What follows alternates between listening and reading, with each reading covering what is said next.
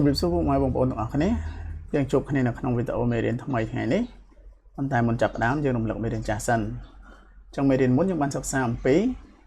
ព្យញ្ជនៈ B សំឡេង B និងព្យញ្ជនៈ C សំឡេង S ចឹងនៅក្នុង chapter 1 ដដែល consonants ព្យញ្ជនៈចំពោះ1រៀន2ព្យញ្ជនៈដដែលយើងចូលមកមេរៀនទី3ដែលមេរៀនទី3យើងសិក្សាអំពីព្យញ្ជនៈអីគេព្យញ្ជនៈ D ដែល D ហ្នឹងគឺសំឡេងរបស់វាគឺសំឡេង D អូខេតោះយើងអនុវត្តទាំងអស់គ្នាពាក្យទី1 D មានសំឡេង D U ស្រៈដាក់ CK នេះវាដូចនឹងអក្សរ K អញ្ចឹង CK នេះគឺសំឡេង K អញ្ចឹងដាក់នឹង K duck អូខេពាក្យទី2គឺ D មានសំឡេង D ស្រៈ A នេះអក្សរ A នេះនៅពេលដែលអត់មាន E នៅខាងចុងពាក្យគឺស្រៈ A the A ដែលនិង the dad ពាក្យទី4ដល់ពាក្យទី3 D សំឡេង D E នេះគឺស្រៈ A the A de I សំឡេង S de និង S des ប៉ុន្តែវាមានអក្សរ K ខាងចុងពាក្យយើងត្រូវបញ្ចេញខ្យល់ខដែរអញ្ចឹង desk អូខេពាក្យទី4គឺ D សំឡេង D E E O គឺស្រៈ ear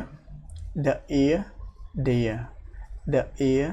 dear alright អូខេមេរៀនទី3ព្យញ្ជនៈ D សំឡេង D មានប៉ុណ្ណឹងយើងចូលទៅមេរៀនទី4ព្យញ្ជនៈ F សំឡេង F ពាក្យទី1 F សំឡេង F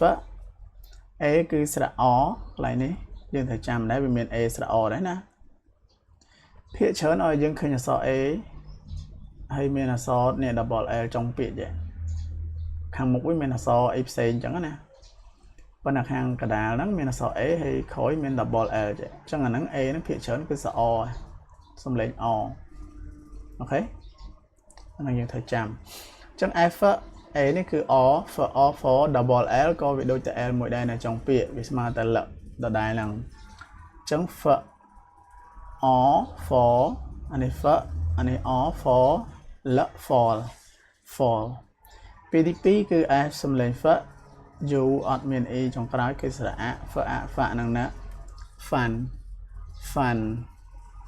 ពាក្យទី3គឺ F សំឡេង F A O គឺស្រៈ A fa em សំឡេងមក fa និងមក farm ពាក្យទី4គឺ F សំឡេង F double O នេះគឺស្រៈ U F U fu D សំឡេង D fu និង D food